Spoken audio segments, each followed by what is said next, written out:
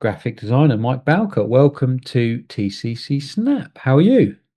I'm very well, thank you. Very well. How you doing? I'm all right, thank you for a Monday morning. And my neighbour's dog has just stopped barking, so that's perfect timing. I was concerned that I'd have to get rid of it in the edit, but I think we're all good. I can't promise mine won't start barking at any point. Oh, what dog have you got? I've got a greyhound called Tony. Amazing, amazing. Um, is that I presume that's a rescue, is it? Yeah, Yeah, yeah, yeah. yeah, that's good. Rescued them from that horrible world. Yeah, yeah. Well, we won't go down that road, but it is a completely disgusting world, isn't it? It is. It is. Yeah, yeah. But on a brighter note, we're here, and we're going to talk about your journey to where you've been to well from today. Mhm.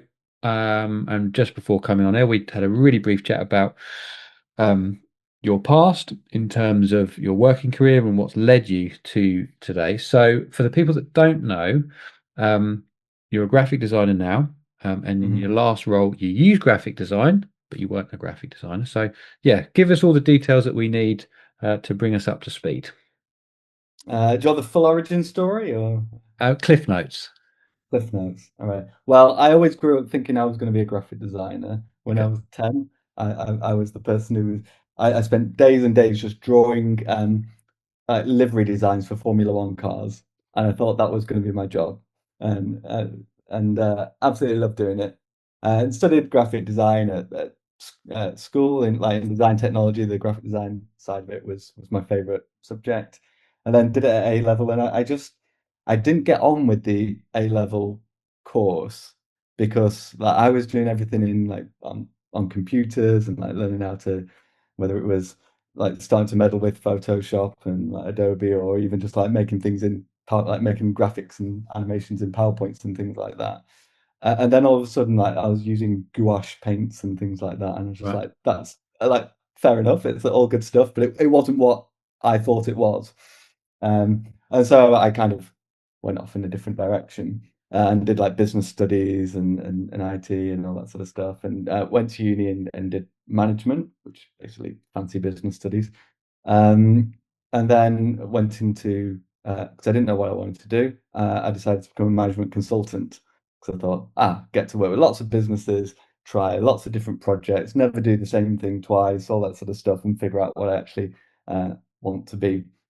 Um, and look, I found my feet in consulting, enjoyed it, but I always kind of like railed against the like everything feeling corporate and businessy and all that like and boring and all that sort of stuff, all the things that you imagine the corporate world to be. And there was a group of us within our consultancy who were all kind of like having these same sort of like rebellious thoughts and intentions, and finding ways of how can we make the stuff we do more interesting and engaging for people. And so we um, I started specializing around communications and engagement and culture and employee experience, and graphic design was a brilliant way to do that. So instead of making things boring and complex, make them fun and engaging so that people want to pay attention to them. Then once you've got their attention, make it simple enough that they can understand it. And this group of us, we essentially built a a business within the business to sell this to clients. How do we go about? We call it creative communications. And Okay. how do we go about like making things fun, exciting, interesting, and design was a key part of that. And we all had different skills and different experiences, and we kind of taught each other about it. And so um, that was brilliant. Carried on doing it. Went into internal communications role, worked at like organisations like ASOS Yeah. and so on, and like doing their internal comms. And again, everything I did, my USP was bringing design to it. Um, I've been in sales roles as well, and my way of doing sales was to make sure that my sales deck, my presentations were slick as anything. Like Okay. make them well designed. The first taste is with the eye. It looks good. People think the substance underneath it is good as well. And so I literally everything I ever did, whether it was in a leadership role, whether it was in a consulting role, a communications role, I shoehorned design into it. Um, and then at the end of 24. I got made redundant from the role I was in. I was global head of communications for a technology company, and I was like, fab. Took the check, took the time off. Nice. I was very happy with the outcome. And then I was like, oh, I've got to go searching for the next job now. And that summer, I don't know whether it's any different. I'm sure it's not, but the job market was crap. Yeah. It was hard going. Um, and so I was like doing my job hunting, and then my choir, which I'm a part of, said, "Do we know any graphic designers? Because we're going to go through a rebrand." And so anyone in our world know graphic design? And I was like, "Oh yeah, yeah, I could do that." I took that on as a gig. I thought it'd be a fun thing to do on the side while I'm hunting for a job. And then some friends of mine that I used to work with, or him and his brother, reached out to me and said, "Hey, Mike, we're looking to design a football themed board game, and so we're just getting in touch with anyone we know with a design background to like pitch us to design all the artwork for the board game." I was like, "Oh, yeah, I'll give that a go. At the very least, I'll give you some advice, and like you pick Yeah. who the right person is, and if it's me, brill. If it's not, fine." Um, and so I pitched them what I would do. They loved it, and so that became my second client. And all the while, I was just like, "Well, this is fun," while I'm hunting for a job, and then eventually got a job offer. And I was just like, I was there, and he's like, "Good job offer, great company, interesting work, a really good bunch of people that I met." But I was just like, I want to do this fun stuff over here. Yeah. Like, it's a scary thing, but it's the more fun thing. Like that's the thing that's getting me excited. So in the end, I said thanks, but I took the plunge and decided to do the freelance thing. So I was like, right, I'm going for it. So that was September of last year that I officially went freelance, and I haven't looked back. Um, Very happy with it. So September last year. Mm. So yeah, and you must have come to TCC reasonably shortly after that, because I remember your first ever meeting, you were saying how new you were. So the so part of your marketing first up, I suppose, was it was obviously networking. Was there anything else you did to sort of get your name out there? Did you reach out to people that you may have worked with? How did you get the first gigs? First gigs came from LinkedIn and like sort of like just communicating what was going on with my network and then just like send out a few posts which kind of use my sort of expertise led thinking to start to change people's, because some people will know me as someone will really know me as a designer. Some people will have no idea that I've got any of that in me. So it's just about start to change perceptions and letting people know that this side of me existed. But the big thing for me was finding closed groups of people, because that's where I thrive. I will never be the person who just goes out and can like call 100 people, even like people that I know well and are friends and people I've worked with and trust me with well, like I'm still not that person who's going to pick up the phone and go, "Hey, I'm a graphic designer now. I need any graphic design work." Yeah, It's yeah, Some people are brilliant at that.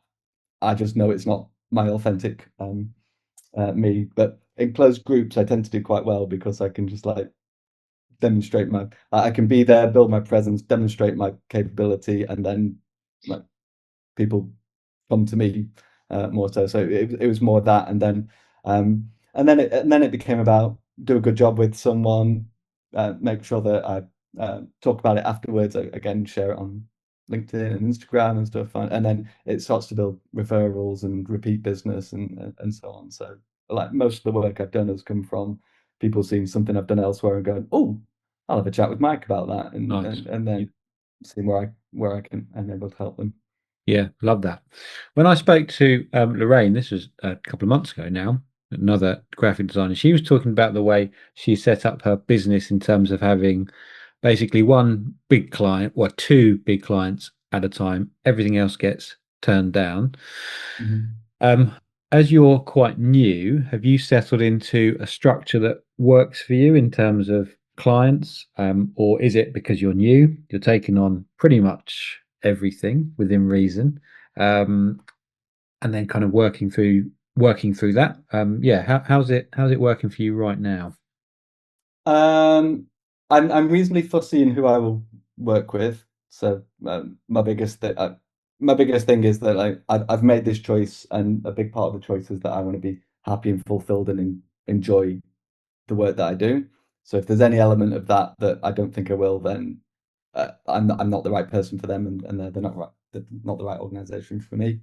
Um, and it's important that I work with organizations that are trying to make a positive dent in the world. So I will always seek out that. And if an organization, for whatever reason, doesn't align with my value set or what I believe is making that positive dent, then I won't work with them. But um, I would, I think I'm still sort of like, I can say what it is today, whether it will be the same in 6 months, 12 months, what the balance of my book of business is, who knows? At the moment, I do have that quite nice balance where I've got a couple of larger clients that have got that greater likelihood of repeat business and work. But equally on the other side, I'm really enjoying working with small organizations or helping like one person organizations who are getting off the ground, like helping them, and in the knowledge that, do you know what, it's not going to be a big money maker for me. It'll Mm, be a short piece of work, but I'll make a massive impact for them.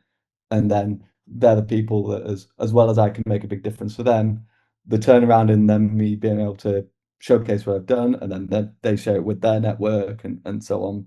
It then turns into that repeat business for me. So I'm quite happy going through quite a fast volume of building up logos and portfolio examples and so on throughout it. And because as well with my consulting network, I'm lucky that I've got quite a big network, but then a lot of people I know have got big networks. So if mm. every person I make a difference for, and that goes out into their network, it takes like one or two people to pay attention to that, and then it becomes something that comes back to me, which is always nice. Yeah, love that. You mentioned that you're fussy with who you work with, which in an ideal world sounds amazing. Um, but has it, and maybe this is a better question when you're 2, 3, 4, 5 years in, Mm. because obviously business has peaks and troughs, and it's a lot easier potentially to be fussy if you've got a good pipeline. Hmm. So do you envisage a time where potentially, not that you have to lower your standards, but I always think it's a difficult position to be in Hmm. if you really want to be fussy because you love it, and that's absolutely the right thing to do. But there's obviously you've got to make a commercial success of it. You've got to, the business has to be viable. So have you thought about potentially that bridge when you come to it? Um, I have, and make me making this leap is a conscious choice to be very purpose led in what I do. So, uh, in how I go about my business, how I go about the business development side of it, how I go about the clients I work with, and the my methodologies and approaches, and so on. It's very important to me that I do it the way I want to do it. If I can't do that, then this world doesn't work for me. Do you Okay. know what I mean? So like I will. There's no point me being a graphic designer working like freelance graphic designer working with clients I don't want to work with. I can, the alternative, I get a full-time job somewhere, probably make more money. It might that might not fill, the compromise there is that if I can't fulfill all my purpose-led objectives, fine, I'll go off and Okay. I'll get a muggle job elsewhere, and so like it's kind of all or nothing for me.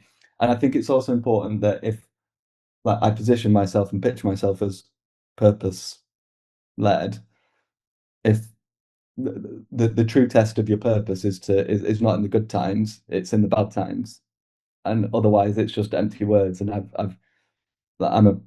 like, I used to help organizations define their strategy and their purpose and their mission, and lead their communications, and it would infuriate me when like they're all these wonderful, happy, clappy companies in the good times, but then as soon as the bad times come, all of a sudden these compromises get made, and you said, well, it's worthless, it's meaningless, it's propaganda, and like it's not something that I want a part of. So Yeah, I will be true to who I am with it.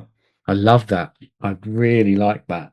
And it and I and you know, if the worst case scenario is you go back and get you know, what you would call a 9 to 5 job, if that's the worst case scenario, that puts you in such a strong position to run your business how you want to. And I Mhm. think so many people aren't in that position because either they've been self-employed all their lives, potentially, or their career, and so there's no plan B, which means that you kind of have to take everything, Mhm. especially if times are tough, which can lead to a business that you got into the business because you loved the craft, the creative side, but then it becomes a bit of a grind, and then it becomes like kind of any other job, doesn't it? So Mhm. you're in a great position, I think.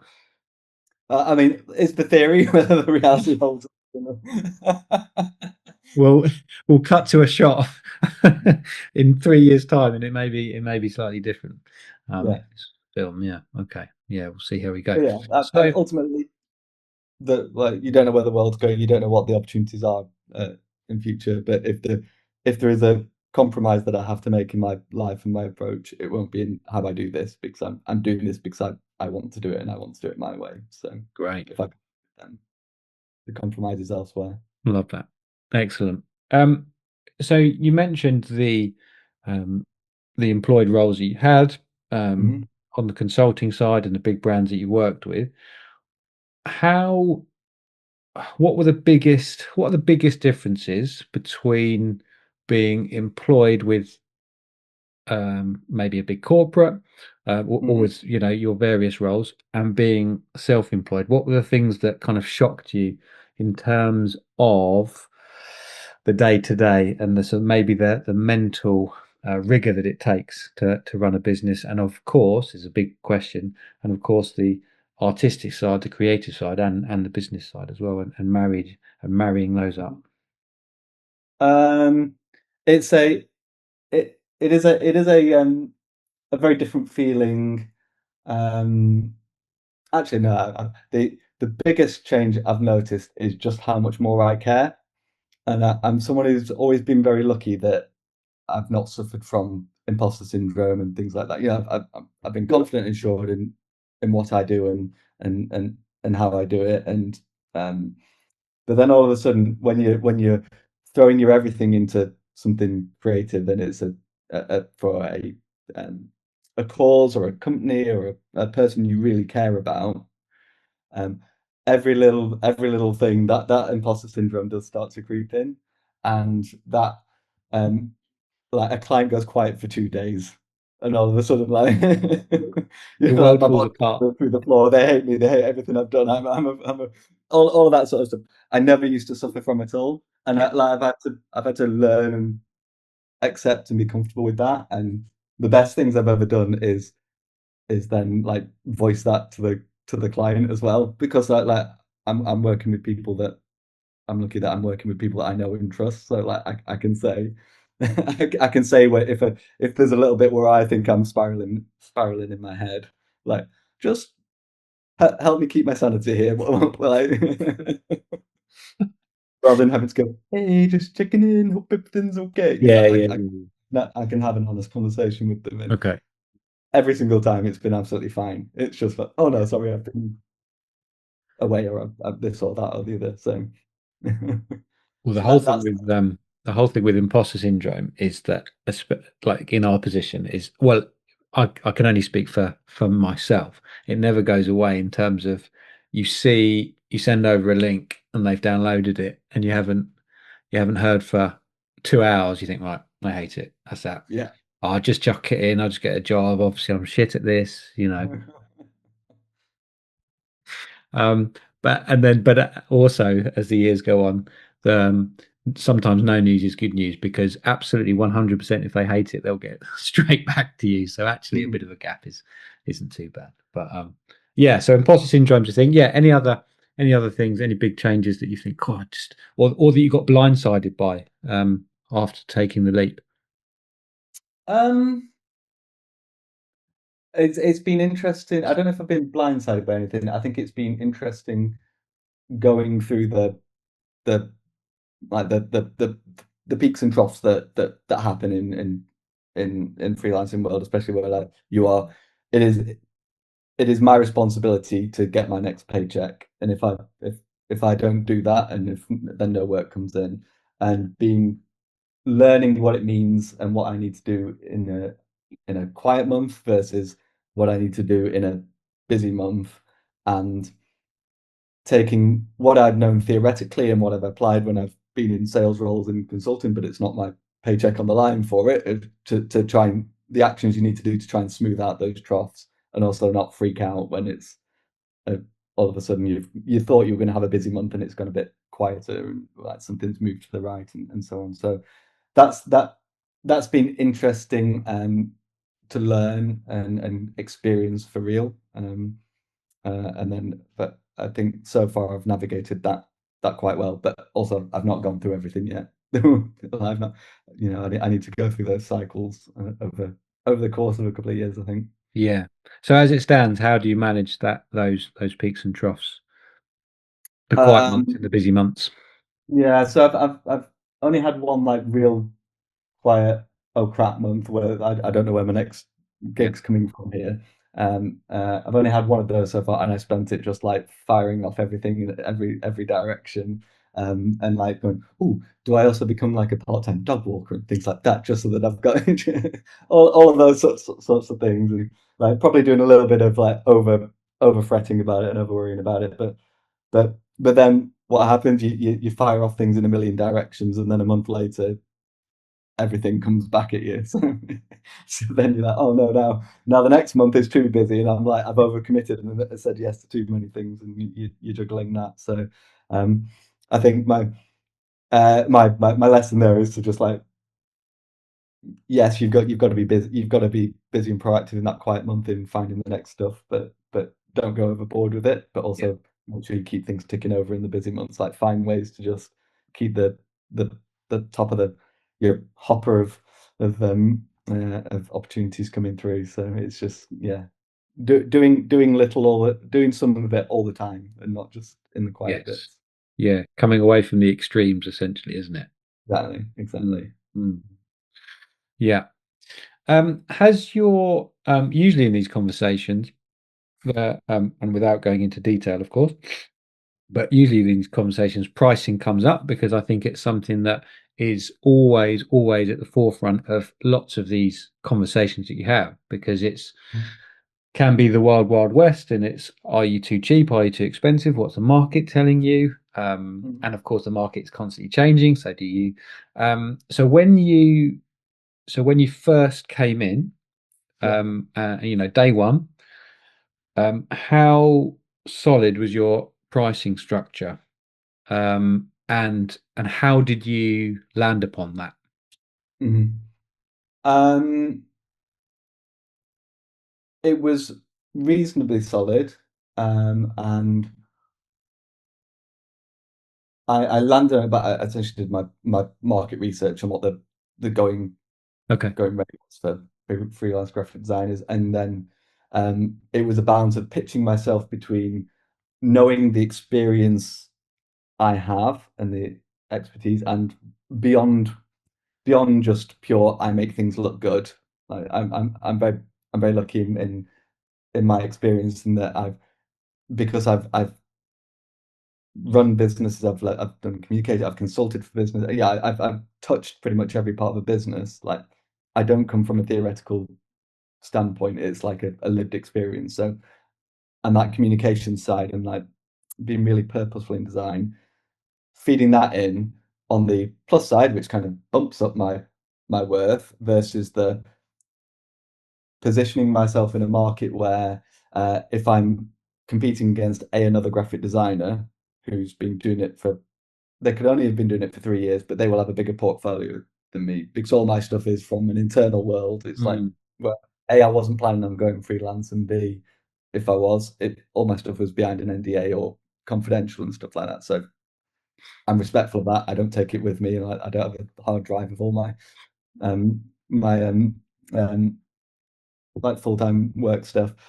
So on the other side, like proving and demonstrating my credibility is is a thing that is a harder thing for me starting from scratch freelancing. So that reduces my competitiveness versus someone who is more junior than me or like has less actual real experience than me. So it was all about kind of positioning myself there.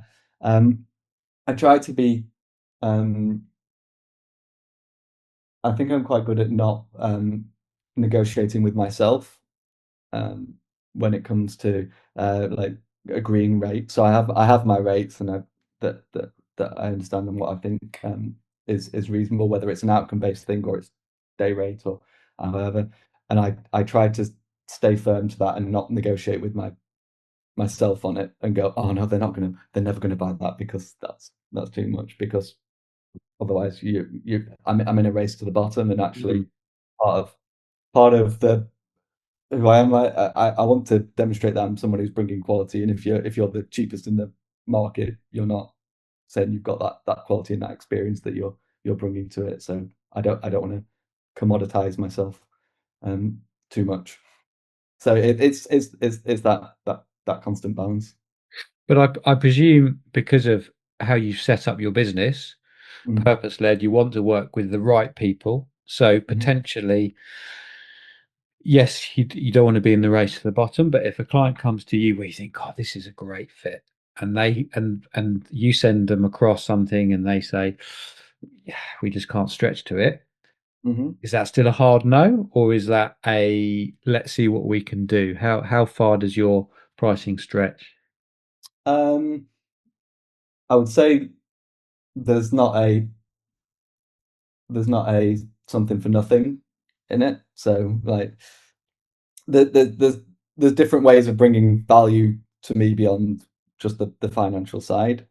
So that's one part of it. So part of it could be okay, but then it means that um, there's a so it means that there is something that I get back in return, which isn't necessarily financial. So we go live, but you make a commitment to make X, Y, Z posts that then help Got it. promote what.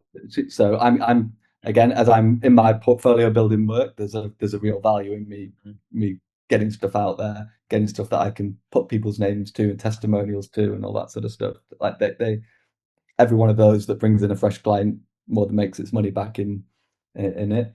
The other thing is like being practical on scope. So like, yes, I'd love to help you. I think we can still, I can still make a real positive impact for you. But let's strip it back to the bits that you actually need. If that's where you're at in your business, then fine. We don't need all the bells and whistles. Mm, Let's be let's be pragmatic. And I'm not a I'm not a relentless dogmatic purist that I have to follow everything perfectly and we do this mm, full end-to-end discovery, blah, blah, blah. If there are ways to shortcut things for you that get you to an outcome which is good value for you and gives you like and within your budget, I will help you get there. Like there's that I'm going to forget one of the points in the triangle. You can always make a like it's what is it, time, scope, and quality.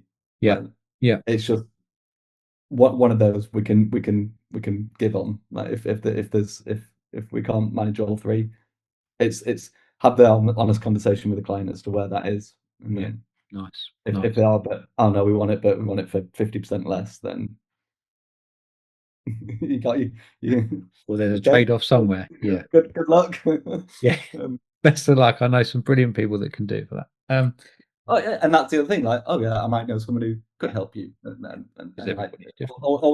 always lead with help, and even Mm, and that's something that served me as well. Like I will very often have conversations with people with what's that, and with no expectation of getting a sale to help them, and sometimes that does lead to a sale because actually I'm leading with honesty and authenticity and a desire to support them, not a desire to take their money, yeah, and that is the truthful way I operate as well. So, No. um, So to bring this chat to a close, Mike, I just thought I would spend a couple of minutes on where you get your inspiration from. So you mentioned that you were, I think you said 10 years old doing Formula One designs and everything. But over the years, you've obviously had a huge interest in graphic design. And so how and where do you get your inspiration from? um, it's a lot of just eyes open, and like as I've gone through my career, whenever I'm in a more of a design mode, and obviously I'm in maximum design mode now, but it's just how much you look around and you see everything, and you constantly, and I'm sure you do it as well. Like you don't just see a photograph, you see everything behind every photograph, you know, and Gets exhausted.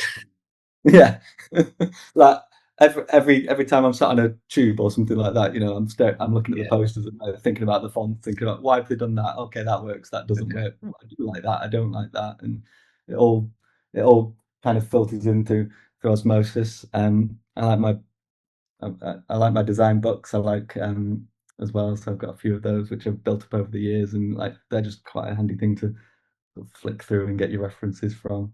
Um, and I'm very drawn to color and making things exciting and interesting and standing out. So if something ticks those boxes for me, then my eyes will be Okay. pulled to it. So um, yeah, it's all over the place, all over the place, and and Quite. it's still and it's still like Formula One cars and Indy cars and stuff like that. I'm looking at the liveries and designs of those. Yeah. Well, maybe when if we're chatting in 5 or 10 years, you're in the Ferrari paddock and you're doing the designs for the new car. That would be all right, wouldn't it? That's it. Yeah, not a bad job. That would work. That would work. But for now, yeah, you're in TCC, which is great. You're a graphic designer doing some brilliant work. So, Mike, thank you for spending this late Monday morning with me. Yeah, it's been a brilliant chat. Knew it would be, but yeah, really interesting your perspective of where you've got to today. And yeah, hopefully people tuning in, we've got some value because selfishly, I've got loads of value and lots of sort of things that I'm going to think about after we hang up the call. So, thank you, Mike. Appreciate it.